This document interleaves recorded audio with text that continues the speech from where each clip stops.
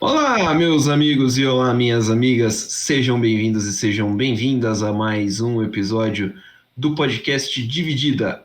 Eu sou o Guilherme Milani, dividindo a tela aqui comigo, Vinícius Bringel. E aí, Bringel, como é que você tá? E aí, Milani, pessoal, belezinha? Nós gravamos hoje, 6 de abril, quinta-feira. Só faz tempo que a gente não grava de quinta, hein? Mas Eu mesmo. tava até, eu tava até estranhando já, quase. Mal acostumado. E hoje a gente veio falar de Champions, né? Os confrontos das quartas de final começam na semana que vem, essa semana agora, que se inicia quando vocês estarão ouvindo, né? Semana do dia 10, né? 10 é segunda-feira, então semana do dia 9, que a semana começa no domingo. Exato. E terça-feira já tem jogo grande. Terça-feira, dia 11, tem Bayern de Munique e Manchester City. E Benfica e Inter. Na quarta, dia 12, tem Milan e Napoli, Real Madrid e Chelsea. Vamos dar uma passadinha pelos confrontos, contar um pouquinho dos times aqui, como joga, quem vem forte, quem não vem tão forte assim, para dar um panorama legal sobre a competição, essa fase, né, da competição, na verdade. Começando então aqui com Real Madrid e Chelsea. O Real Madrid foi o primeiro no grupo F, né, na primeira fase. Tem nessa campanha 6 vitórias, um empate e uma derrota. Fez 21 gols e sofreu só 7.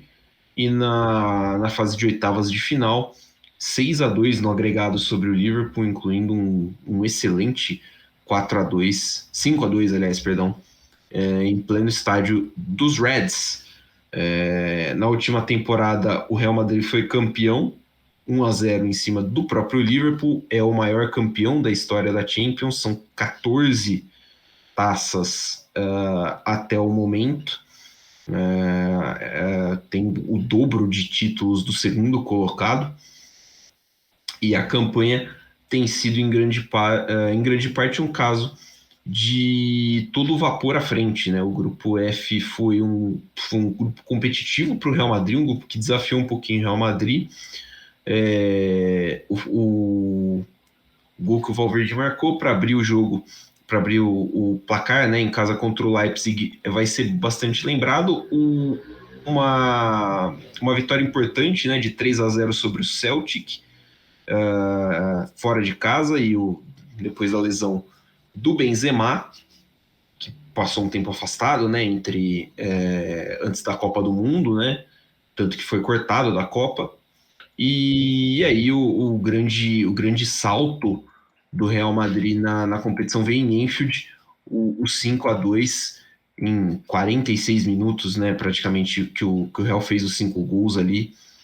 Desmantelaram o Liverpool. É muito decepcionante até o Liverpool, não só na Champions, mas essa temporada também. Por que, que o Real Madrid pode chegar mais longe? Porque é isso que eles fazem, né? É basicamente isso. O Real Madrid existe para respirar e cair chegar na semifinal de É o time do Champions mal, né? League. É o mal. Basicamente isso. É o time que você não quer enfrentar no mata-mata de Champions, né? Exato. Nenhum clube tem uma mistura mais explosiva de desejo, talento, know-how, expectativa e estive aqui, vi isso e fiz aquilo do que o Real Madrid, né? Então é um time que realmente não dá para você apostar contra. Assim, é desaconselhável, né? Você não botar muita fé no Real Madrid. Não, o time do Ancelotti não tem, né, tipo, nenhuma mudança de sistema ou ideia nesse campeonato, né? O Valverde faz uma função ali de um terceiro atacante, mas também um cara extra no meio campo, um auxiliar da lateral direita também. O Tchouaméni e o Camavinga têm sido jogadores muito importantes, tanto no meio campo. O Camavinga tem jogado algumas partidas de lateral esquerdo também, e o Benzema, mesmo não tendo jogado tanto nessa temporada, atingiu, acho que, um novo nível, né, de alquimia, não é alquimia, né? Aquele chemistry, né? Química. Com química, né? Com o Vinícius Júnior. E muitos gols têm saído dessa combinação. O treinador Ancelotti é o cara que ganhou a 10ª pro Real Madrid em 2014, quebrou um jejum aí de quase 15 anos para o Real Madrid sem ganhar a taça, voltou para uma segunda passagem pelo comando do Real Madrid no verão de 21, e aí se tornou o primeiro treinador a vencer a UEFA Champions League 4 vezes, né? A UEFA Champions League, Copa da Europa, por 4 vezes. Ele também conquistou o título do Campeonato Espanhol na temporada passada e se tornou o primeiro treinador a vencer as ligas de Itália, Inglaterra, França, Alemanha e Espanha, conhecido como o desafio do Big Five, né, do FIFA e do Futebol Manager. A gente estava até comentando, né, Brinjel, antes de entrar no ar, que acho que é um desafio que não vai mais, tipo, é o que não vai ser igualado, né? É o achievement mais absurdo que existe, é esse. É basicamente isso, né? E o jogador-chave da temporada para o Real Madrid vem sendo o Vinícius Júnior, né? É claro que a gente sabe a importância do Benzema, a gente sabe a importância do Courtois, mas o Vinícius Júnior vem tendo uma temporada muito acima, acho que já são 34 participações em gol no ano, se não me engano são 20 gols e 14 assistências, ou 14 gols e 20 assistências, depois do 4-0 que o Real Madrid enfiou no Barcelona nesse meio de semana. O Ancelotti até declarou que ele possui o jogador mais decisivo do mundo, né, no Vinícius Júnior, então acho que é muito difícil argumentar contra ele nessa posição. Exato. Agora falar um pouco do Chelsea, que é o rival do Real Madrid nessa fase de quartas de final. O Chelsea que nessa campanha de Champions League conta com 5 vitórias, um empate e 2 derrotas, 12 gols a favor e 5 gols contra. Foi o primeiro do grupo E, então liderando, e na fase anterior, nas oitavas, enfrentou o Borussia Dortmund e venceu por 2-1 no agregado. Na última temporada, o- os Blues perderam para o Real Madrid, de novo nas quartas de final, num 5-4 no agregado. Eu acho que, se não me engano, é a terceira temporada seguida que eles se enfrentam no mata-mata da Champions League. Porque, se não me engano, na Sim, temporada 20 e 21, na semi eles se enfrentaram, não foi? foi semifinalista. Semi foi 3-1 no agregado pro Chelsea. 1-1, não, 1-0 na ida, depois 2-1 na volta. Olha aqui rapidinho. O Chelsea, que é bicampeão da Champions League, que venceu na primeira vez em 2011 e 12 e a segunda vez na temporada 20 e 21, ambas as vezes com técnicos interinos. Então, é um sinal, ou É um não. sinal. A campanha até agora do Chelsea nessa Champions League, com exceção da primeira partida das oitavas de final, onde o resultado foi bem decepcionante, mas a campanha ao longo desses jogos para o Chelsea foi muito regular e foi na Champions League onde o Chelsea encontrou seu melhor momento na temporada. A volta dos Blues no jogo de volta contra o Dortmund, que naquele jogo estava numa sequência de 10 vitórias consecutivas, era o melhor momento do Dortmund na temporada, e agora já ferrou de novo, porque o time não, já perdeu a liderança da Bundesliga. É, mas esse foi o melhor momento do Dortmund na temporada, e o Chelsea conseguiu bater ele ali e avançar para as quartas de final. Por que o Chelsea pode ser um time que chegue até o final e eventualmente ser campeão? Muito por conta da qualidade do seu elenco, né? Que tem os melhores elencos da Europa, se você olhar com quantidade de talento e opções que o time tem, é muito grande. Então, no seu melhor momento, o Chelsea pode incomodar qualquer equipe do mundo. É basicamente isso. O Chelsea que mantém muito do esquema de jogo do que o Tuchel manteve desde o ano passado até o início deste ano, quando ele foi demitido, e chegou o Graham Potter, que também já foi demitido. É, mas ele manteve muito aquele esquema de 3 zagueiros, jogar aquele 3-5-2, mas acrescentando alguns jogadores por conta dos novos jogadores que chegaram nessa temporada, né?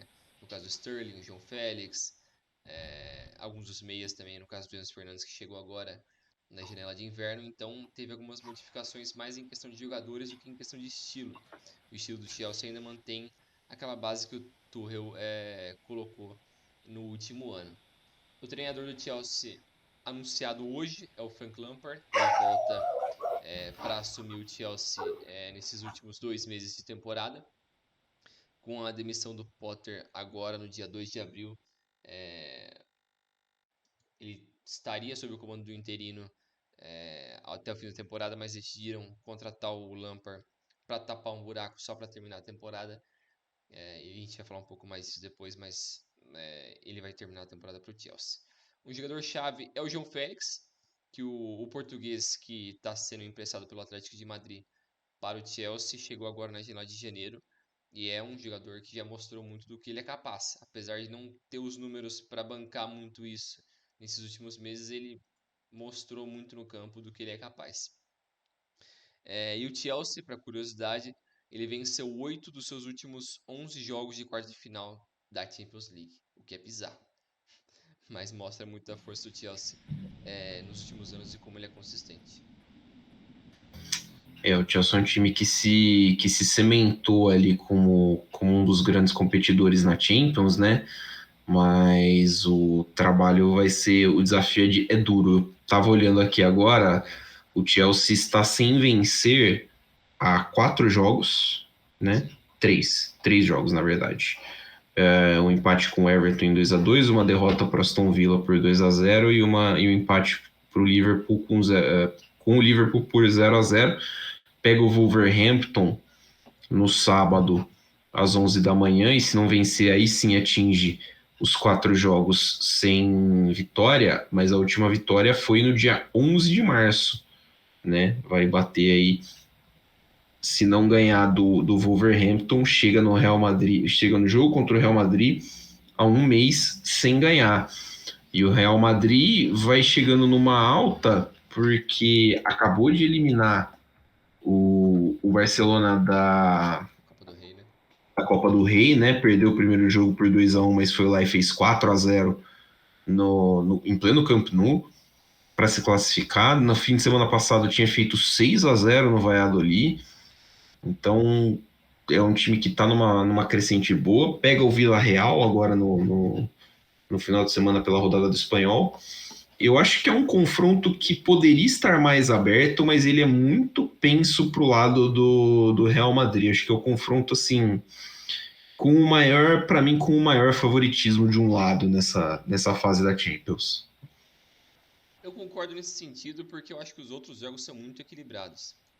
Eu daria um favoritismo maior para o Napoli sobre o Milan, se não fosse a lesão do Osimhen, que eu acho que quebra um pouco isso. E teve a vitória no último final de semana pela Série A, o 4-0 do Milan, em pleno Diego Maradona, contra o Napoli, que foi bizarro, mas a gente vai chegar ali depois. Mas eu também acho que tem um certo favoritismo para o Real Madrid, muito por conta dessa consistência que o Real atingiu nos últimos anos. E o Ancelotti, por mais que não tenha um futebol mais espetacular da Europa ou um resultadismo muito grande no comando real, mas ele atinge um bom nível assim. E essa temporada não está sendo das mais regulares, mas ainda assim é um ótimo time. E a prova disso foi esse último resultado contra o Barcelona na Copa do Rei, que mostrou o potencial do Real. Então é sempre um perigo o Real na Champions também, né? Não dá para nunca descartar o Real Madrid na Champions. E o Real atinge um nível de performance, né, um nível de excelência que não dá para simplesmente, né, deixar passar batido. O Real Madrid está praticamente fora da briga do Campeonato Espanhol, né? Então o grande título da temporada do Real vai ser a Champions. A grande briga por título do Real Madrid é a Champions, né? A Copa do Rei tá ali, mas pô, a Copa do Rei assim não vai acabar o mundo se o Real Madrid não ganhar, apesar que o jogo a final é contra o Sassuolo. Então a grande disputa do Real Madrid é na Champions e acho que por isso o time vai se preparar muito para pelo menos atingir a final, porque acho que tem o caminho mais difícil, né? Caiu no lado mais difícil da chave, tem um confronto entre Bayern e City do outro lado dessa chave, é outro confronto, aliás, dessa chave, né? Para disputar a semifinal. Então, assim, quem sair desse confronto vai ter outra pedreira. E acho que, assim, pode ser uma impressão minha, porque eu vejo o Chelsea oscilando mais do que o Real Madrid, né? Tanto da temporada, ainda mais por causa da oscilação que aconteceu durante a temporada, né? Sai o Tuchel logo depois, né, da janela de verão, no começo da temporada, chega o Potter, Foi por aí. setembro, e aí chega o Potter e o Potter é mandado embora agora, e assim, o trabalho do Potter não foi bom, né? Eu imaginei que o Chelsea ia segurar ele pensando num projeto a longo prazo, mas realmente o desempenho não era bom, né? Então não tinha mesmo como segurar, só que isso acaba afetando o Chelsea. O Chelsea trouxe muito jogador, então tem a questão de adaptação, tem questão de tudo. Então acho que me parece um pouco mais preparado para esse tipo de cenário o Real Madrid nesse momento. Eu também concordo. O Potter que no seu comando sobre o Chelsea em 31 jogos, 12 vitórias, 8 empates e 11 derrotas. Um número pífio. 33 É muito. gols a favor, 31 contra. Então é um nível que números que dizem por si só, né? Então não tem muito como defender o Potter nesse sentido. Ele teve até um início promissor. Ele assumiu em 14 de setembro. Olha aqui agora. Ele teve até um início promissor, mas ele teve muita inconstância, muitas derrotas em jogos importantes. Apesar de na Champions League ele ter ido bem de certa forma,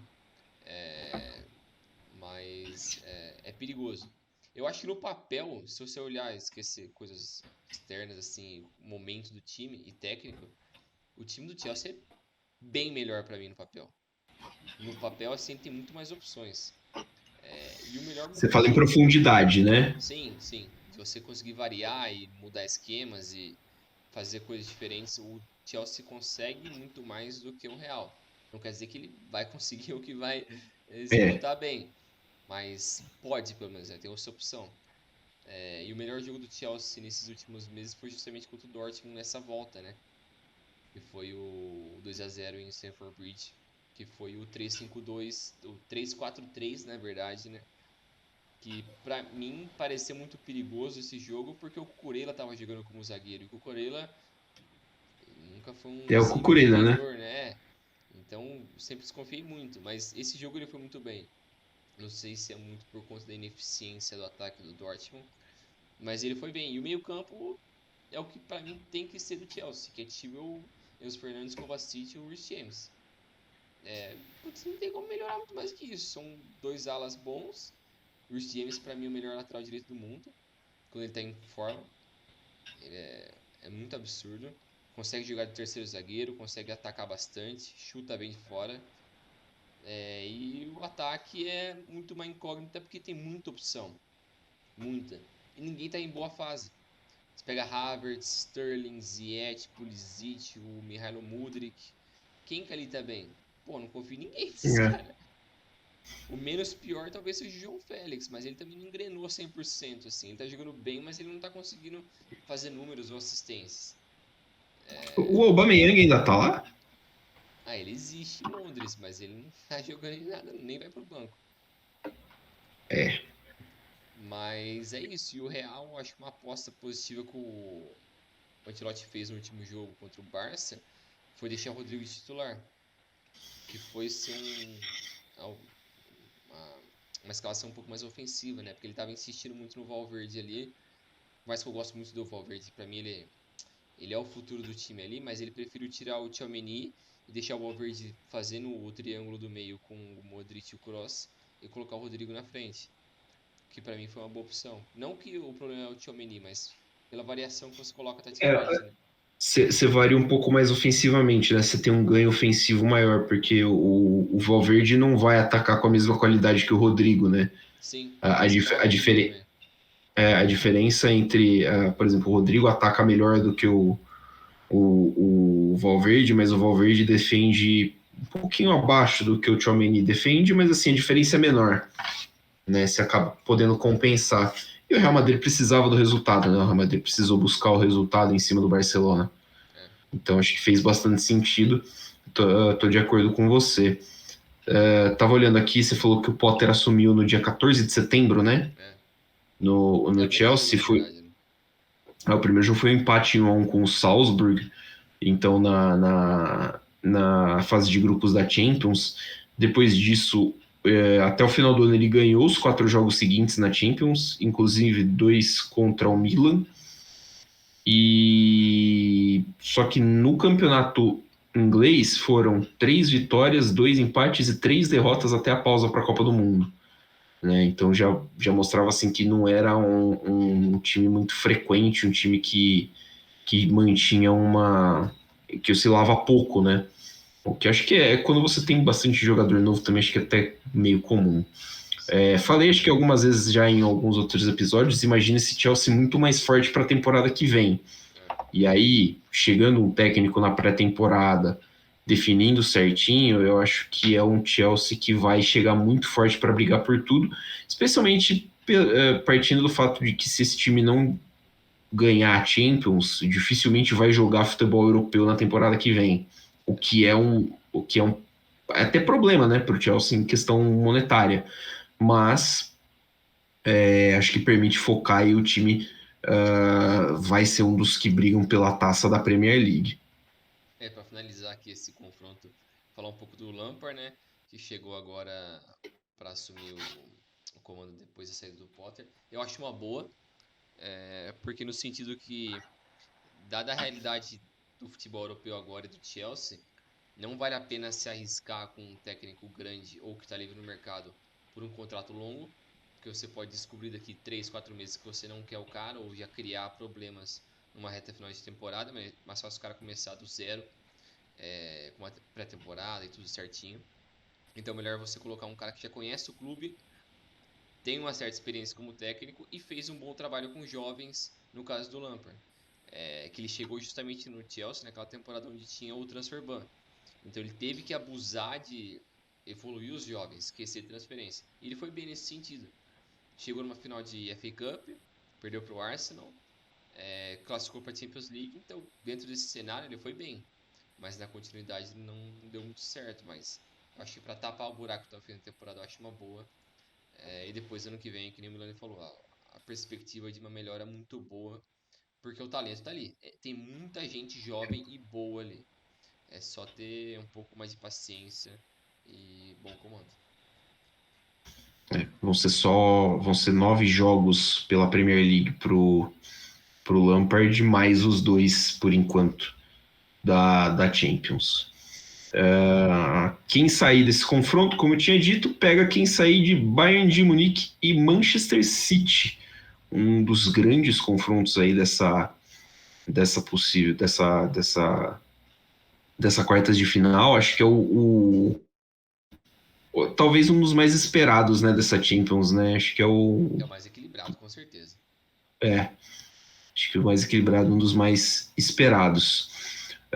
Falando do Manchester City, na Champions, o City tem 5 vitórias e 3 empates, marcou 22 gols e nesses 8 jogos tomou impressionantes 3 gols.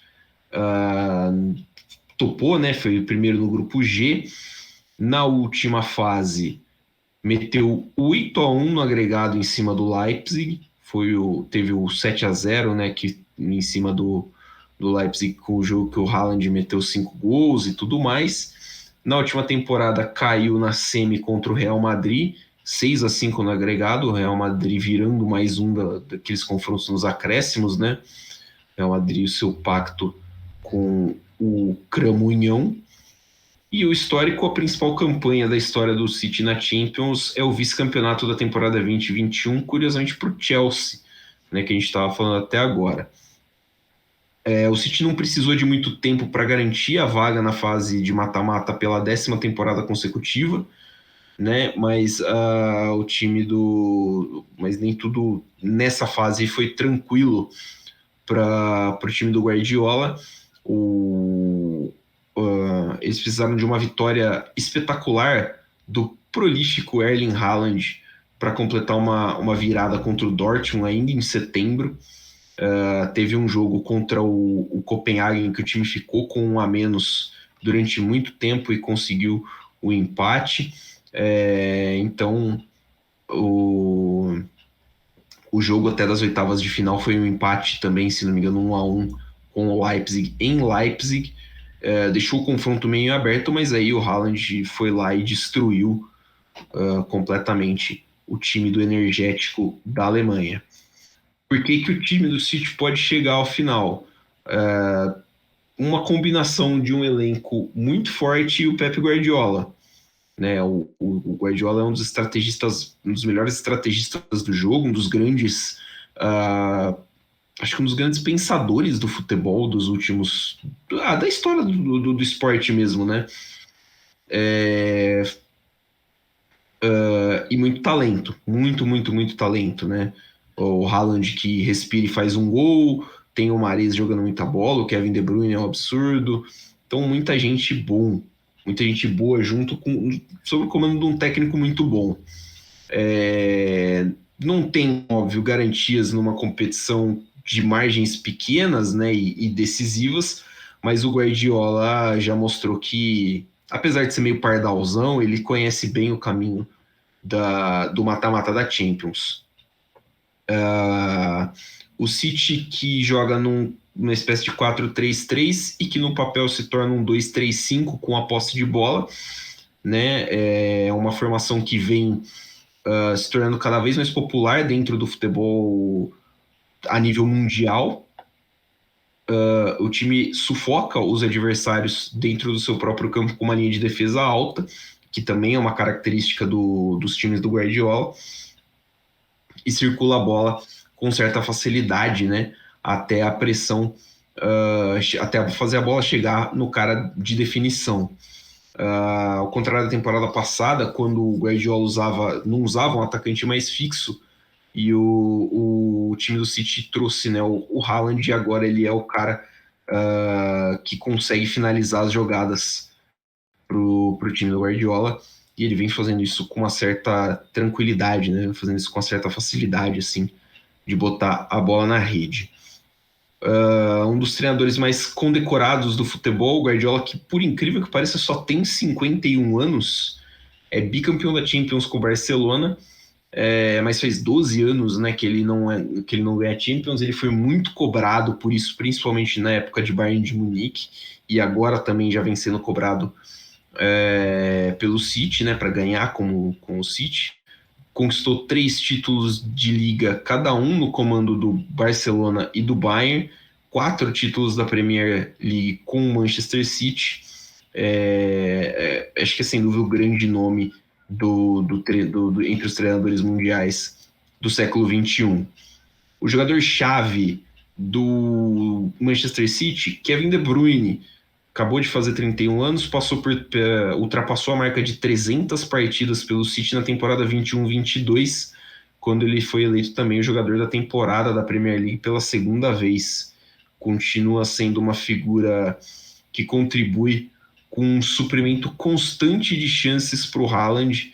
Acho que deve ser muito fácil, né? Tanto para o Haaland jogar com o De Bruyne, quanto para o De Bruyne jogar com o Haaland, né? Facilita Tipo, demais. deve ser muito tranquilo. E com 22 anos e 236 dias e apenas 25 jogos, Erling Haaland, o robô doente norueguês, é o jogador mais jovem e rápido a atingir 30 gols na Liga dos Campeões.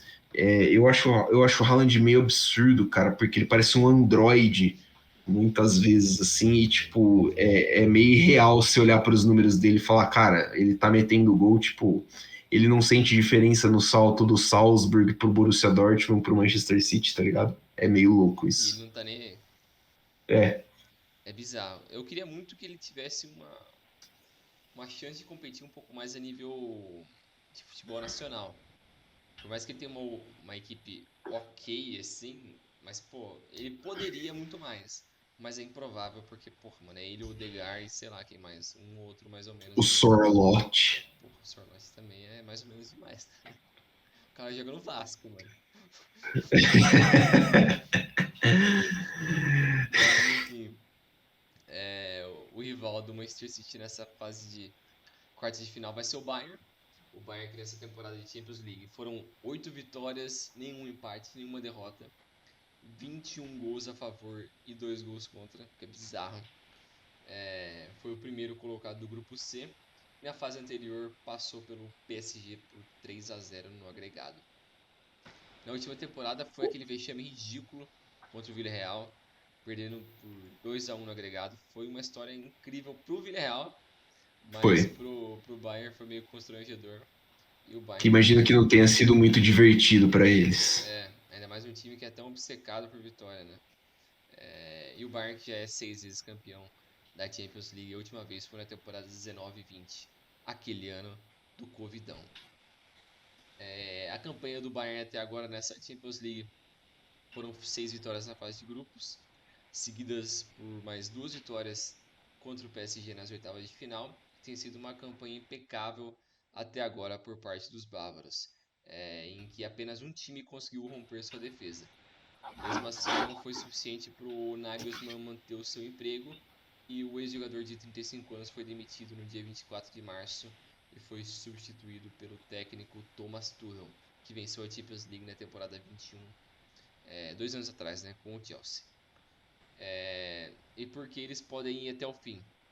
Basicamente porque o Bayern saiu ileso da fase de grupos, e ele foi recompensado com um confronto nas oitavas de final contra um dos favoritos no torneio, no caso do PSG, e também passou por eles com, não digo com certa facilidade, mas bem confiante por não tomar nenhum gol e manter um bom nível de jogo, né?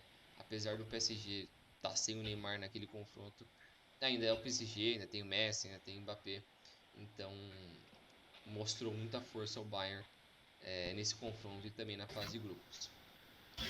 O Bayern que, sob o comando do Tuchel, ainda é de certa forma uma incógnita, porque a gente não sabe muito esperar da forma como eles vão jogar, mas sob o comando do Nagelsmann, eles eram taticamente bem adaptáveis e dependendo dos seus adversários, a disponibilidade de jogadores, eles estavam sem ou com a bola, eles variavam bastante.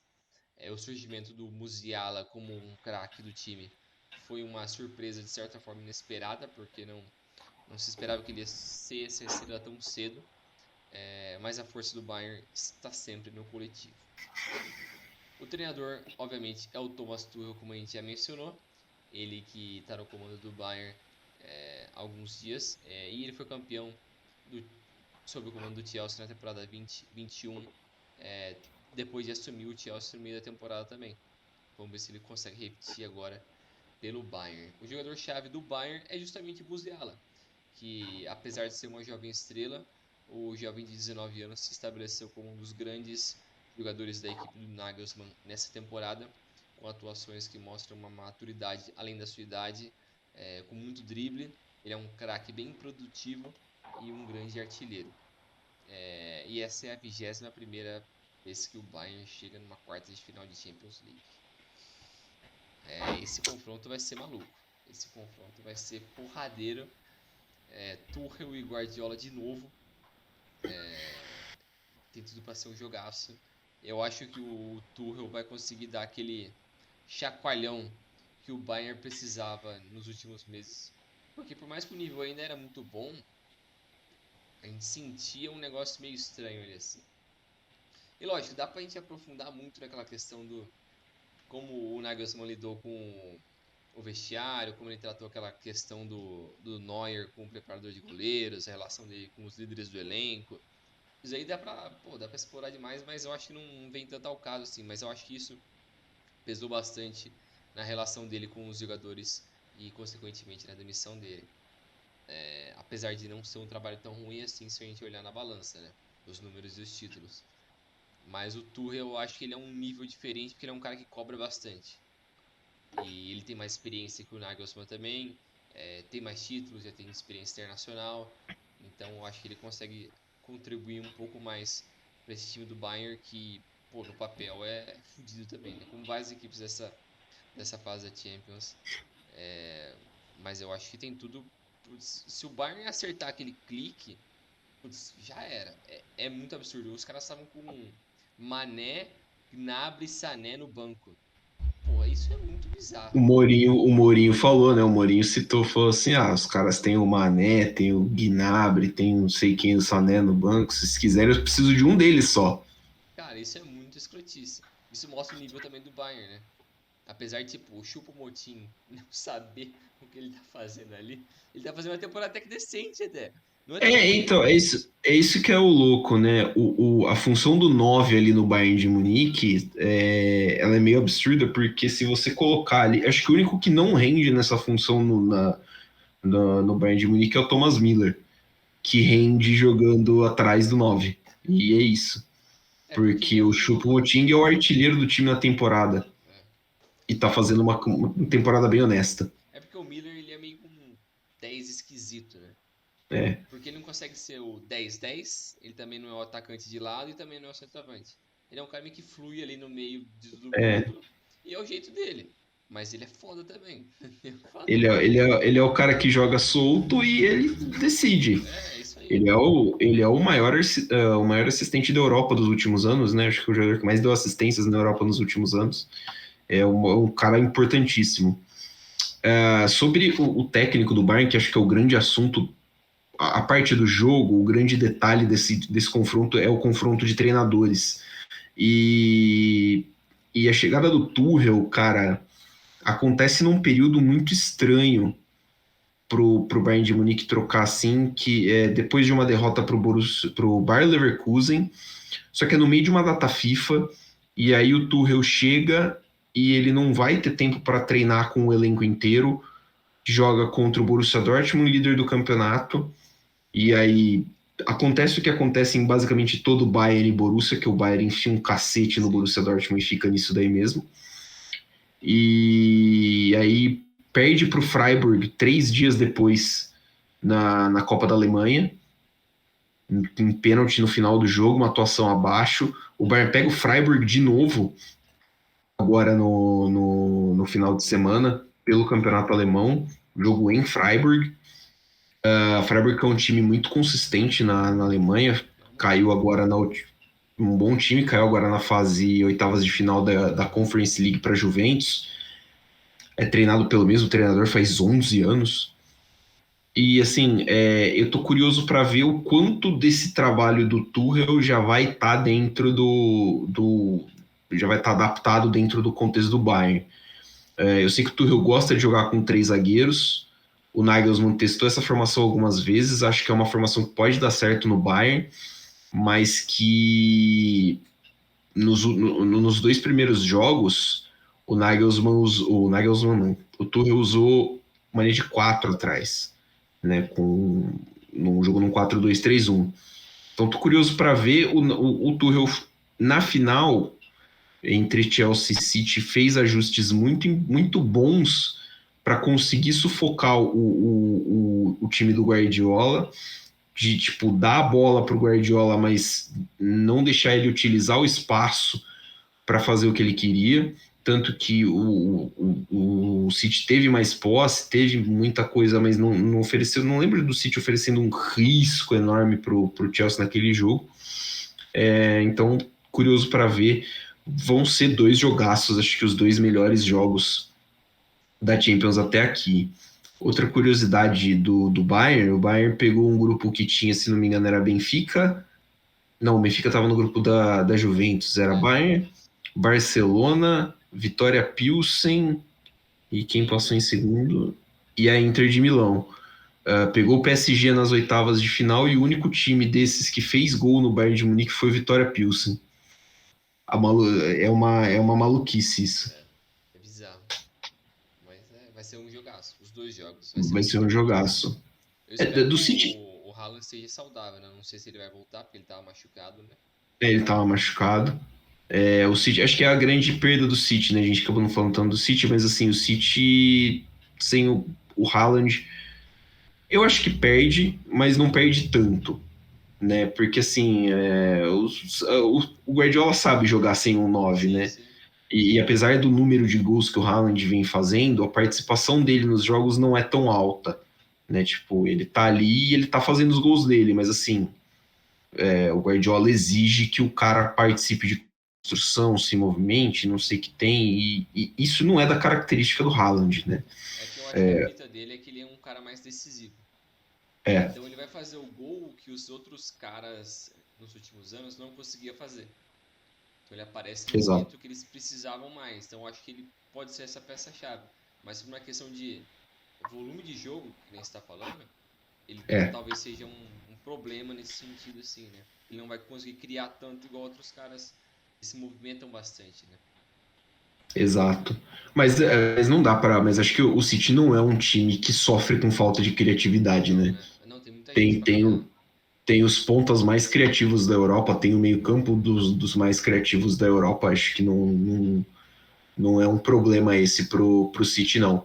Eu espero um confronto aberto, cara. Esse 50-50 mesmo, tipo, não tem como dar, tipo, É, não consigo dar uma vantagenzinha para ninguém, porque é muito parelho. sim. Então, passando, fechamos, né, esse lado da chave, falamos de Real e Chelsea e City e Bayern de Munique. Passando para o lado direito, então, da chave, onde tem três times italianos, né? Sim. Três times italianos e um português.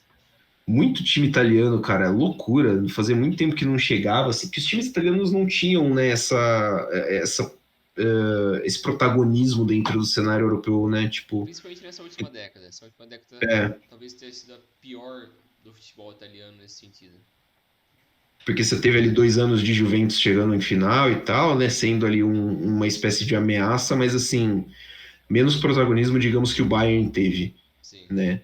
Do que nesse período. O confronto é Benfica e Internazionale de Milão, dias 11 e 19 de abril. O Benfica, que nessa temporada também está invicto na Champions League, são 6 vitórias e 2 empates, 25 gols a favor e 8 contra. Nas oitavas de final foi um 7-1 no agregado contra o Clube Bruges da Bélgica, campanhaça do Clube Bruges da Bélgica, passou num grupo difícil, conseguiu segurar por pouco tempo o Benfica no jogo de ida, e no jogo da volta, que foi em Portugal, não teve como, né? Tomou um atropelo. O Benfica passou em primeiro no grupo H. Na última temporada caiu nas quartas, com um agregado de 6-4 no Liverpool. E no histórico, o Benfica é bicampeão da Champions League em temporadas 60-61, 61-62, sob o comando do Eusébio. Até agora, o Benfica do Roger Schmidt começou a temporada na terceira pré-eliminatória, caiu num grupo difícil com a Juventus e com o Paris Saint-Germain, empatou as duas partidas com o PSG, ganhou duas da Juventus e também do Maccabi Haifa, né, que foi meio que o saco de pancada do grupo. E passou em primeiro no E finzinho, né? passou em primeiro no finzinho, é verdade, porque o PSG pipocou, acho que contra a Juventus, né? A última rodada, acho que foi PSG e Juventus. É, acho que foi, não lembro. Mas acho que foi. E o PSG deu uma pipocada e o Benfica conseguiu passar em primeiro, o que garantiu o Bruges, né, no sorteio, né? O Bruges passou em segundo no seu grupo, nas oitavas pegou um time que era uma surpresa, que não fez ali a sua graça em casa, mas não conseguiu segurar. Porque dá para o Benfica chegar até o fim? Chegar às oitavas de final em temporadas consecutivas é uma conquista muito importante e significativa para uma equipe de fora das cinco principais ligas da Europa. Né? Dá até para colocar assim das quatro, se você não for o PSG, né, na França. É. E o Benfica atingiu as quartas de final uma vez, né, nesses últimos anos. Essa temporada o time tem um plantel mais equilibrado, e mesmo tendo perdido o Enzo Fernandes depois da Copa, né, que foi para o Chelsea por um preço muito alto, é um time que se mostra muito afiado, paciente e muito clínico, né? Tem um poder de definição muito alto. Uma pressão um pouquinho menor, né, em relação a resultados, e essa pode ser uma boa oportunidade do Benfica atingir novos ares, né? Chegar mais longe. O Benfica do Schmidt, que chegou nessa temporada, inclusive, joga num Gegenpress, né? Que é o sistema de contrapressão que praticamente surgiu no campeonato alemão, numa formação de 4-2-3-1, e é pressionar desde o começo do jogo, muita intensidade, laterais ofensivos e alas que sobrecarregam o meio-campo, apoiando o talentoso Rafa Silva e o ótimo atacante Gonçalo Ramos, né? O Gonçalo Guedes, que chegou na janela de inverno, dá mais opções de ataque, e o Grimaldo, que é o batedor de bola parada e líder de assistências, também é destaque. Eu pessoalmente gosto muito do Grimaldo, acho que é um lateral que parece que. Eu não sei se ele tá para sair do Benfica depois dessa temporada, não lembro se tinha essa conversa, mas é um cara que cabe tranquilamente em times de voos mais, tipo, de campeonatos Ele é da base mais do fortes. Barcelona, não era? Era do Barcelona B. É. Uh, Aqui, eles misturam juventude e experiência na defesa, né, com as longas pernas de Florentino ajudando a eliminar as ameaças adversárias, e o David Neres, que é legal porque o David Neres se firmou, né? Ele meio que se firmou na Europa, assim, num time importante da Europa, porque no Ajax ele parecia não ter, tipo, se encaixado, né? O Antony chegou, acho que depois dele se encaixou mais rápido. E é bom ver que ele tenha conseguido o espaço dele. O Roger Schmidt, que é o treinador do Benfica, fez o nome dele no Salzburg, treinou o Leverkusen na Alemanha e recentemente estava no PSV, ganhou a Copa da Holanda de 21-22, chegou no verão em Lisboa e o Benfica chegou no Benfica que não é campeão há 3 temporadas, né? E tem dado boas oportunidades dos torcedores benfiquistas comemorarem um pouquinho. O personagem especial do Benfica, o jogador-chave é o Rafa Silva, que é um cara muito criativo. O Schmidt tem conseguido aproveitar muito bem os poderes do jogador de 29 anos para aproveitar ao máximo a capacidade dele de correr com a bola e criar pânico em qualquer defesa. Né? Tem bastante participação nos gols, mas também defensivamente. É um jogador muito chave para o que o Benfica quer conquistar ainda essa temporada e de grande impacto na campanha do Benfica até aqui. Exato. Agora o rival do Benfica nessa fase é a Inter de Milão, que nessa temporada na Champions League foram 4 vitórias, 2 empates e 2 derrotas, 11 gols a favor e 7 contra. A Inter que ficou em segundo no seu grupo, um grupo bem perigoso.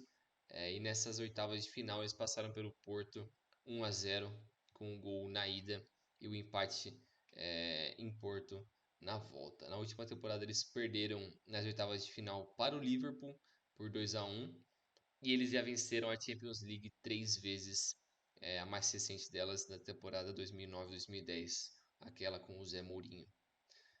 A campanha do Benfica, da Inter até agora, tem sido uma luta pela consistência na Série A, que é um time que lá tem 8 derrotas, mas na Champions League eles conseguem ser um pouco mais regulares e apesar de caírem num grupo bem difícil na fase de grupos com Bayern e Barcelona, eles conseguiram chegar às quartas de final após eliminar um time perigoso no Porto nas oitavas de final, com 2 exibições sólidas e com grandes defesas do seu goleiro, o André Onana. Porque eles podem ir até o fim nessa temporada, porque essa equipe da Inter parecia desenhada a produzir o seu melhor nos grandes jogos. Basta ver os resultados que eles tiveram nas competições nesse ano. Eles perderam para Empoli, Polonha e Spezia na Série A, mas venceram do Napoli, do Milan 2 vezes e agora do Porto. Então, um time que parece gostar muito mais dos jogos grandes do que dos jogos contra as equipes em tese menores. A Inter que joga num 3-5-2, onde os laterais são bastante exigidos. No caso, o Darmian, o Gosens, às vezes o Dumfries e o Di Marco. O trio de meio campo com o Çalhanoğlu, que vem sendo preterido no lugar do Brozovic nessa temporada, e os dois outros meio-campistas, no caso o Barella e o Mkhitaryan, ajudam nessa pressão e dão suporte aos atacantes. O Lukaku, que ainda está longe da sua melhor forma, que vem sofrendo com problemas físicos nessa sua volta para a Inter, mas os torcedores da Inter ainda sonham que ele vai conseguir reviver aquela temporada mágica ao lado do Lautaro. O treinador, que é o Simone Inzaghi, que já venceu a Série A e 3 vezes a Copa Itália quando ele era jogador da Lazio. O técnico de 46 anos também trouxe uma Copa para a Lazio no seu período como treinador lá ao longo de 5 temporadas. E ele substituiu o Conte em 2021, conquistando então a Supercopa da Itália e a Copa Itália na sua primeira temporada. O principal jogador da equipe é o Lautaro, que terminou a campanha de 2021 com 25 gols em 49 partidas e chegou à sua melhor campanha desde que chegou à Inter de Milão, vindo do Racing. Ele formou aquela parceria com o Lukaku há 2 anos atrás, que foi marcante, venceram o campeonato italiano e depois acabou se quebrando com a volta do Lukaku para o Chelsea, mas ele retornou agora. E a Inter, que não chegava às quartas de final desde 2011, temporada após o terceiro triunfo na competição. É isso, eu acho que vai ser basicamente um ressurgimento de grandes equipes, né? Porque Benfica e Inter venceram seus títulos europeus, pelo menos a boa parte deles nos anos 60. A Inter conseguiu de novo agora no 2010, mas o auge ali, o seu melhor momento foi naquele período junto com o Benfica. Então, um confronto basicamente de velha guarda ali, quem consegue se ressurgir chegando à semifinal de Champions League. Esse aspecto eu acho que é bem interessante. Eu gosto muito da forma como o Benfica vem jogando e mudando a forma como ele trabalha o seu futebol desde a chegada do Roger Schmidt. Porque o Benfica sempre foi uma equipe que chegava na Champions League e você não esperava muita coisa. Eu esperava que ele ia ser um saco de pancadas e esse ano dá pra ver que tem algo diferente. Principalmente uma forma como eles vêm jogando. Alguns jogadores que o Roger Schmidt trouxe de confiança, alguns deles vêm dando certo, mas eu acho que o principal destaque é o crescimento de alguns jogadores que já estavam lá, alguns portugueses, né? No caso do o Gonçalo Ramos vem numa temporada muito boa, até na Copa do Mundo ele fez uma Copa boa, tomando a posição do Cristiano Ronaldo. O Rafa Silva é um cara que é um pouco mais experiente, mas também vem num momento muito bom. O João Mário é outro que para mim estava meio acabado e vem fazendo uma baita temporada, vem sendo muito importante. A defesa com o Antônio Silva, que para mim é uma surpresa absurda, que apesar dos seus poucos 19 anos, ele vem fazendo uma baita temporada com um cara que é ridículo, no caso, Otamendi. Mas Campeão do mundo, Nicolas Otamendi, por favor. porra, maior açougueiro de Portugal junto com o Pepe. Se colocar os dois num quarto, mano, fudeu, velho. Acabou o mundo, explodiu essa porra, velho. Não tem como, mano. Mas a temporada desse Benfica é muito positiva. A gente não sabe o que vai ser da próxima temporada, mas esse ano vai ser uma grata surpresa a temporada do Benfica. E até pro Roger Schmidt também. Porque apesar de ter feito uma boa temporada, uma boa campanha com o PSV, né, nos seus 2 anos que ele ficou lá, ele é um cara que era meio relegado, assim, né? Ninguém dava muito os grandes trabalhos para ele, porque ele passou um tempo pelo Sim. Leverkusen, foram 3 anos, de 14 até 17, e passou um tempo também com o Salzburg, entre 2012 e 14. E também passou um tempo na China. Então, foda-se essa parte, né? Mas mostra como tipo ele manteve ali um certo nível, mas nunca deu aquele salto, né? E talvez essa seja a melhor campanha dele a nível internacional com um comando de uma equipe. Tô olhando aqui a página do Roger Schmidt no SofaScore. Ele tem no Benfica 2,64 pontos por jogo. Né? Muita coisa. No PSV ele tinha 2,16. Né? Ele saiu do PSV agora no meio de junho. É realmente um salto. Uma grande campanha vem fazendo o Benfica. O Benfica perdeu 2 vezes só nos últimos 17 jogos. Olhando aqui o retrospecto, são 2 derrotas nos últimos 17 jogos, as 2 para o Braga. No caso, uma pelo Campeonato Português e uma pela Taça de Portugal. Tem um empate contra o Sporting e o resto são só vitórias. Né? Atualmente, a sequência está em 8 vitórias consecutivas, contando 2 em cima do Bruges, Boa Vista, Vizela, Famalicão, Marítimo, Vitória de Guimarães e Rio Ave. O que pode atrapalhar um pouquinho o Benfica na chegada para esse jogo contra a Inter é o jogo contra o Porto. O Benfica pega o Porto pela Primeira Liga agora nesse fim de semana, apesar dos 10 pontos de vantagem pro time, pro maior rival, né? Na Liga, não é um jogo que você quer perder, né? Não é para quem você quer perder uma invencibilidade antes de um jogo tão importante quanto esse contra a Inter. A Inter de Milão, na contramão, né, do Benfica, vem numa sequência muito ruim. São 2 derrotas consecutivas na Série A para Juventus e Fiorentina. O empate na Copa da Itália, ontem acho que foi o jogo, né? Antes de ontem, contra a própria Juventus, no jogo de ida, acho que da semi da Copa da Itália, num jogo com confusão, torcedores da Juventus sendo racistas com o Lukaku, que fez o gol de empate no final. E tudo isso à parte, corre o risco do Simone Inzaghi cair, né? Existe o risco do Simone Inzaghi cair. O time pega a Salernitana, que não é exatamente uma potência do futebol italiano. Meu Deus do céu. Amigo. Se não ganhar da Salernitana, a chance de cair o Inzaghi antes mesmo da Champions é grande. Esse ele tá Então, até acho na Copa da Itália, não tá? não, é a Cremonese, acho, não é? Cremonese e Fiorentina é outra semi. Ah, tá. E assim, o problema da Inter hoje é a irregularidade, né? Você citou, falta o Lukaku tá 100%, tem alguns problemas ali. O que coloca para mim o Benfica um pouquinho à frente, né? Acho que o trabalho do Roger Schmidt é um pouquinho mais sólido em relação ao trabalho do Inzaghi nesse ponto da temporada, apesar de que se você for olhar o elenco da Inter acho que é melhor, É, né? Os jogadores são mais capazes, mas assim, a Inter sofreu bastante para passar do Porto, né? O sim, Porto não conseguiu um golzinho naquele final de jogo ali de dó. sim. Aquele segundo jogo da Inter foi meio constrangedor até, porque ela não atacou direito.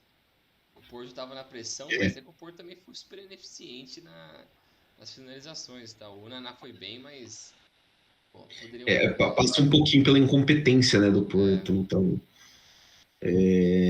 chama um pouquinho de atenção.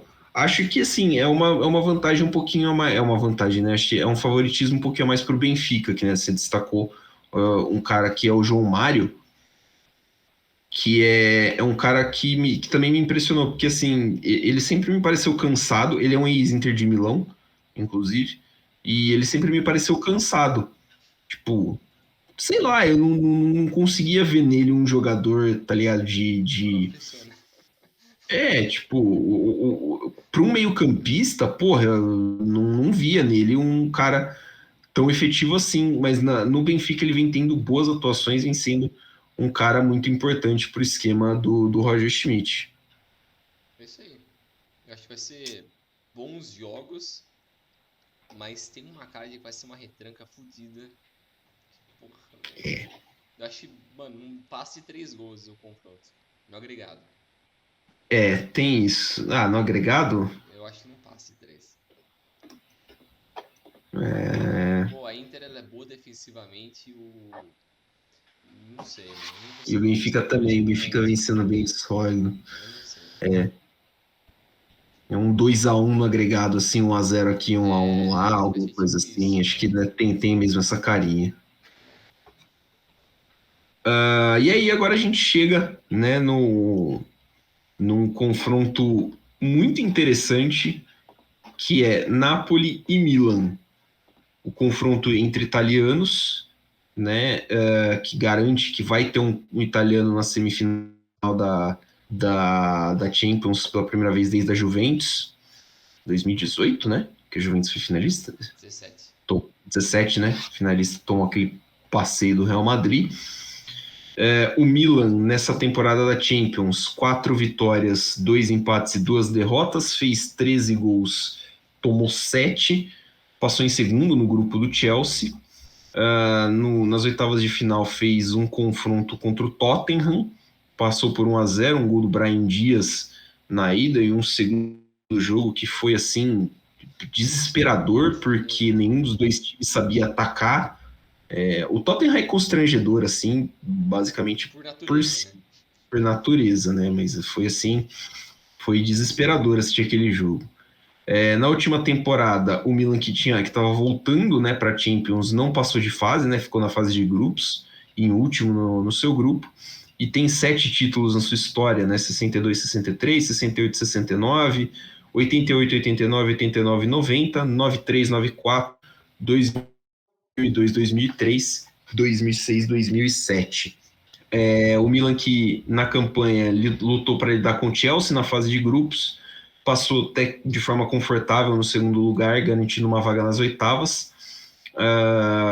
E aí, com pegou o Tottenham, né, que passou em primeiro num grupo muito apertado e ganhou em casa para depois, fora de casa, ter aquele sufocozinho ali, mas acho que nem o abafo o Tottenham conseguiu fazer naquele Não. jogo.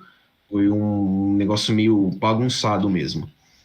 Por que o Milan pode chegar até o fim? É um time muito fluido e ofensivo, né? É um time que tem jogadores muito flexíveis e que podem se adaptar a enfrentar diferentes adversários. O que significa que eles jogam de acordo com seus próprios pontos fortes e conhecem também os pontos fracos dos seus oponentes. Quando é dia do Milan, o time do Pioli geralmente consegue levar jogo para qualquer time e acho que a principal prova disso foi a última rodada do italiano, né? Você chegou a citar no começo o 4-0 que o Milan fez no Napoli lá no Maradona. O Milan joga com uma mentalidade ofensiva, né, e um lado bem flexível, pode construir com profundidade, pode se utilizar de contra-ataques e joga ali não numa mescla, né, mas vai variando entre o 4-2-3-1 e o 3-4-2-1. Laterais bem ofensivos, como por exemplo o Theo Hernandes, meio-campistas com bastante dinamismo, 3, 4 caras chegando na área. Chama a atenção o Rafael Leão e o Theo Hernandes, né, que combinam bastante ali pelo lado esquerdo, são dois jogadores que têm uma química muito boa, uma sintonia muito boa entre si, enquanto defensivamente os Ossonelis têm zagueiros muito rápidos e que pressionam alto para ajudar no avanço da bola. O técnico é o Pioli, um ex-zagueiro que conquistou os céticos no Milan com uma abordagem calma e descontraída desde que ele assumiu o cargo em 19. Né? Levou os Rossoneri à Liga dos Campeões depois de uma ausência de 7 anos em 2021, quase flertou com o Scudetto uma temporada antes de conquistar. O Milan é o atual campeão, né, do campeonato italiano, conquistou o título na última temporada. O jogador-chave é o Theo Hernandes, né? É um jogador muito versátil, de fato impressionante, sólido na defesa, fluido no contra-ataque, é um cara que dá assistências, faz gols e geralmente é o cara que incomoda sistemas defensivos alheios, né? Ele pode operar pela lateral esquerda, pelo meio. Ele é um cara que acho que é o grande destaque assim do Milan, né? Tirando, acho que ele e o Rafael Leão Sim. são assim hoje os jogadores de mais alto nível. Todo respeito ao Tonali, que também é um monstro no meio-campo. Eu tinha até mencionado aquele no Chelsea, né? Que pra mim o James é o melhor lateral direito do mundo. Pra mim, o Theo é o melhor lateral esquerdo do mundo. O Theo é o melhor lateral esquerdo hoje em atividade. O Theo é. Ele é Ele bizarro. tem esse nível. E o que é mais bizarro ainda é como o Real Madrid deixou o cara embora. O Real Madrid. O Real Madrid tinha ele e o irmão dele na mão, cara, e deixou simplesmente os caras saírem, né? Eu acho meio maluquice É isso. constrangedor. A forma como o Real Madrid tratou seus laterais pra preservar o Mendy e o Carvajal, mano, Fica apodrecendo agora com aquele tenebroso lá que eles improvisam lateral direito, o loirinho, como é que ele chama? Porra, esqueci o nome dele. Na lateral direita. Ah, enfim, é um grosso. É o Lucas Hernandes. Ah, tá, o Lucas é horrível também, horrível. Não, ele é horroroso. Que não faz parte da família Hernandes, visto que não tem o DNA bom de bola. Mas falando agora aqui do rival do Milan, o Napoli, que vem fazendo uma temporada espetacular. Nessa temporada de Champions League, eles vêm com 7 vitórias, nenhum empate e apenas uma derrota. 25 gols a favor e 6 contra. Se não me engano, é a equipe que mais fez gol, né, até o momento. Eles foram o primeiro no grupo A e na fase anterior fizeram 5-0 no agregado contra o Eintracht Frankfurt, atual campeão da Europa League, que é uma boa equipe também. Na última temporada, o Napoli ficou pelos playoffs das oitavas de final da Europa League e a sua melhor campanha ao longo da história foram as oitavas de final. Então, essa é a melhor campanha da história do Napoli até o momento, né? Vamos ver até onde eles podem chegar. Mas nas oitavas de final, eles chegaram 4 vezes ao longo da sua história. A campanha do Napoli até agora foi uma campanha quase perfeita até as quartas de final.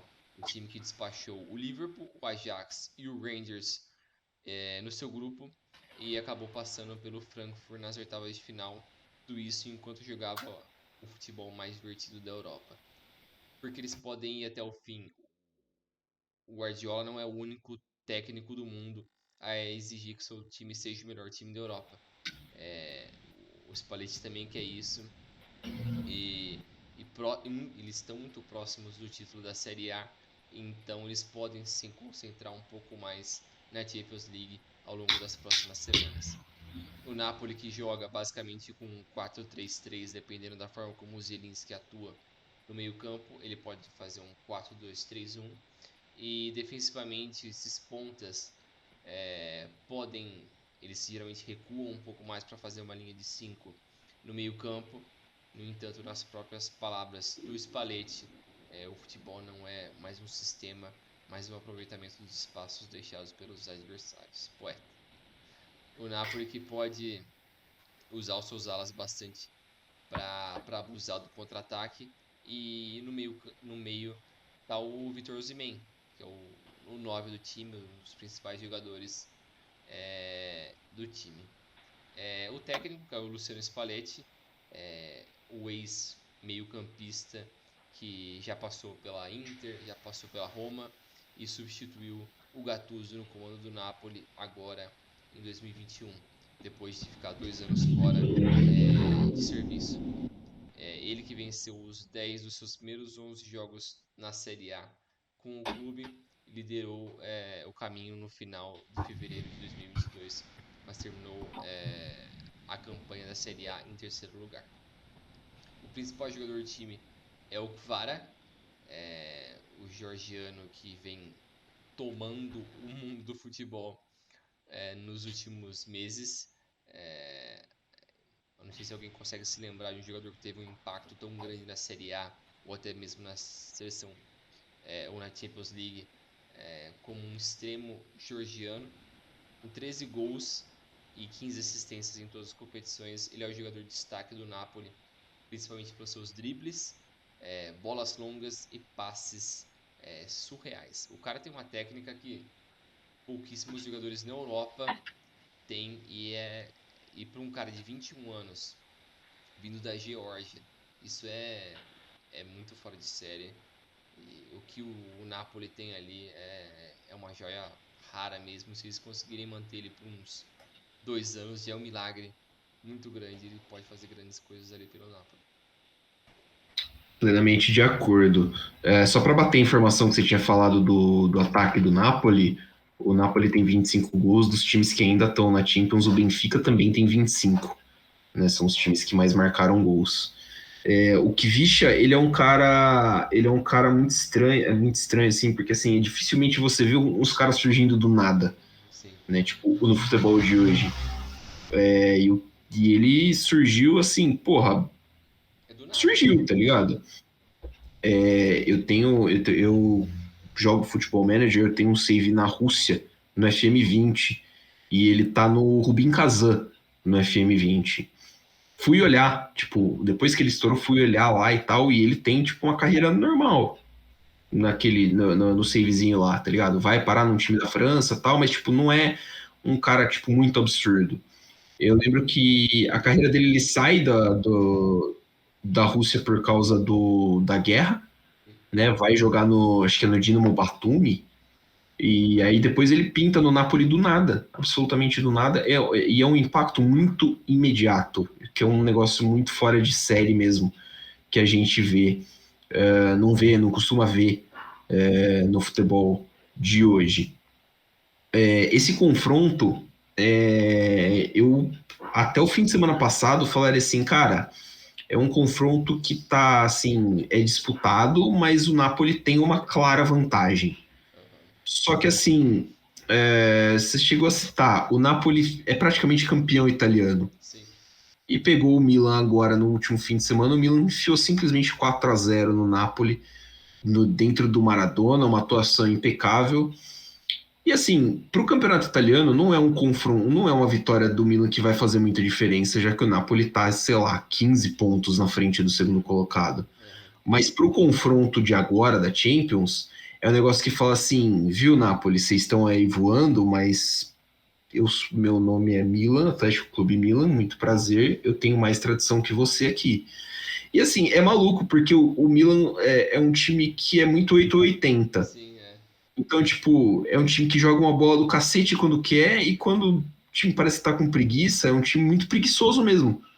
Então, tipo, tem que ver qual Milan que vai aparecer, tem que ver qual Milan que vai, tipo, chegar, tem que ver como é que vai estar a cabeça do Napoli para esse jogo, porque pode estar assim naquela de, cara, vamos acelerar logo esse título na Itália para já definir, porque querendo ou não, a torcida já tá, tipo, a cidade já tá naquele frenesi de ser campeão italiano de novo. É um título muito importante para o Napoli, não só pela questão de não ser campeão com frequência, mas tem toda a questão de ser campeão contra os times do norte da Itália. Então é um título muito importante para o Napoli. E é um confronto cara, esse é um confronto que vai ser muito, muito bom. Muito, muito bom. Para o Napoli, acho que vai fazer falta, talvez, o Osimhen, né? O Osimhen vai ser ali, tipo. Acho que ele não tem condição de jogo, né, na ida. É, muito provavelmente a primeira partida ele não vai jogar. Ele não vai jogar, né? Então acho que é um cara que o substituto dele, que acho que vai ser o Simeone, É. vai precisar aparecer, né? Vamos ver como é que vai se sair, mas tem tudo para ser um confronto divertidíssimo, no Sim. mínimo. É, o que eu. Esse pra mim é o confronto que eu tô mais feliz que tá acontecendo. Muito pela questão histórica de ter italianos voltando a ser competitivos na Champions League. Vai ter um semifinalista italiano com certeza. Não digo o ressurgimento do Napoli, mas o bom momento do Napoli também é muito legal, porque é um time do sul da Itália, é um time do povo, e também é muito legal porque premia dois caras que, cara, se fuderam tanto, no caso do Pioli e do Spalletti. Os caras já comeram, mano, pão com o diabo amassou. O Pioli já passou por uns 15 times na Itália. E esse é o melhor trabalho dele no Napoli. E quase ele foi mandado embora naquela transição que eles queriam trazer o. Que foi pro United. O coisa, tem Hag. Não, Ten Hag não, caralho. O alemão que tava no Ah, é Porto. aquele burro lá, o Ralf Rangnick, Isso, eles queriam trazer um Ralf Rangnick. Eles queriam o trazer horroroso ele. Ralf Rangnick. E o Pioli não queria, o Maldini também não queria, e acabaram ficando com o Pioli, e foi a melhor decisão que eles poderiam ter tomado, né? porque eventualmente eles foram campeões italianos na temporada passada. O elenco comprou muito a ideia do Pioli e o cara meio que tira leite de pedra, porque se você olha a escalação mesmo assim, não é um time estrelado. Tem alguns, entre aspas, refúgio ali, mas tem bons jogadores também. A defesa é sólida, porque tem Maignan, tem Hernanes, Tomori, Kjaer, o Calabria. Pô, pra mim é uma boa defesa. É uma boa linha defensiva. Aí você tem no meio campo um Tonali, um Benasser, aí depois mais pra frente tem um Leão, até um Giroud que é muito subestimado, mas é um cara que faz o seu trabalho muito bem. O time não tem muito banco, mas é um bom time, é um time que vem fazendo um bom trabalho há alguns anos, então a gente pode esperar um duelo muito complicado. E esse Napoli, cara, é o Napoli dos sonhos, né? Eu acho que nunca o torcedor napolitano esperaria que ia voltar a ver um time tão competitivo em Napoli. Então, ainda mais vindo do Spalletti, que é um cara que trabalhou já na Roma, na Inter, e não conseguiu grandes resultados. E tinha ficado meio que 2 anos de molho ali, vendo o que ia fazer. E ele voltou para assumir o Napoli e vem fazendo um baita trabalho. Mas ainda mais nessa temporada que ele trouxe vários jogadores questionáveis assim. No caso do Kvara, o zagueiro sul-coreano, o Min É Kim, Jae, né? o Kim. é, E tem outros jogadores ali que já estavam há algum tempo, mas não tinham estourado ainda. No caso do Osimhen, o Lozano, o Zelinski. O próprio Simeone, né, que tinha feito campanhas boas em outro time da Itália, mas não chegava como, tipo, uma certeza, né? Sim, o Anguissa também é um cara que me surpreendeu muito, que vem jogando muita bola. Então é um bom time, é um time que conseguiu superar um pouco das suas expectativas, assim. Vem fazendo um trabalho bem legal mesmo. É um dos ataques mais absurdos, uma dupla de ataque mais apelonas do mundo, no caso do Osimhen e do Kvara. Então é bem legal ver esse trabalho do Spalletti e do Napoli. E seria muito legal para a história do Napoli se eles conseguissem chegar numa eventual final. Mas tem essa batalha antes com o Milan, que nem você falou, esse 4-0 do Milan meio que eu acho que acorda um pouco o Napoli, mas também meio que dá aquela sensação de que tipo o Milan vai entregar, porque só conseguiu fazer isso ficar no campeonato italiano, depois na Champions ele vai entregar. Mas não sei, tem tudo para ser um baita confronto, tô muito feliz com esse confronto. Acho que é um jogo de muita antecipação, né? Tipo, é o que a galera vai, tipo, sentar e falar, porra, hoje tem Napoli-Milan, tá ligado? É, vai estar É um preparado. jogo que, com certeza. Vamos ver se não vai ter, tipo, casos de violência, né? Eles estão se tornando meio comuns na Itália. É, Não sei. Mas imagino que, cara, é que nem você falou, é um confronto, tipo, ele é muito atrativo, sim, né? Ele é um confronto muito atrativo por todos esses motivos que você falou. Como curiosidade, as últimas duas derrotas do Napoli foram no Estádio Maradona. Caiu pro Lazio e pro Milan, né, jogando em casa. O primeiro jogo é em Milão, é no San Siro, então o Milan já tem essa vantagem de jogar em casa, mas a decisão em casa é do Napoli. Imagino que o Maradona vai estar pulsando muito, a torcida napolitana é muito apaixonada, e, cara, é um confrontaço muito de Champions League. Acho que a história que vai ser contada para a semifinal vai valer a pena. Seja o Milan voltando para uma sim. semifinal, Napoli chegando pela primeira vez numa semifinal. E também é aberto até numa semifinal contra a Benfica ou Inter. Qualquer um deles pode chegar Sim, na final. sim. Então, É o lado mais aberto, né, da chave, é, assim, do tipo. Vai ser uma surpresa e acho que isso é legal da Champions desse ano, porque é um time diferente dos que vinham chegando nos últimos anos, que vão bater na final, né? E acho que essa diversidade deve fazer bem também para o campeonato, uma oxigenadinha nos mesmos é, times de sempre que vinham chegando nos últimos anos. também acho. Isso é muito bom, isso é muito bacana. Expectativa alta. Expectativa alta para grandes confrontos, nível muito alto nas próximas 2 semanas. A Champions volta. Vamos ver aí o que vai sobrar pra gente. A final esse ano é em Istambul. A última final em Istambul foi Milan e Liverpool. Veja só você, aquele 3-3 espetacular. Esse foi, né? Foi essa, né? Foi. Esse foi em Istambul, né? Que tava falando agora e tava lembrando, mas esse não tinha sido no Estádio Olímpico de Atenas, mas não foi. Atenas acho que foi depois o que o Milan ganhou do Isso, Liverpool, foi Atenas, 2007. 2007. Ficamos conversados, Bringel. É isso Um aí. abraço. Valeu, Milano, valeu, pessoal. Até a próxima. Nós.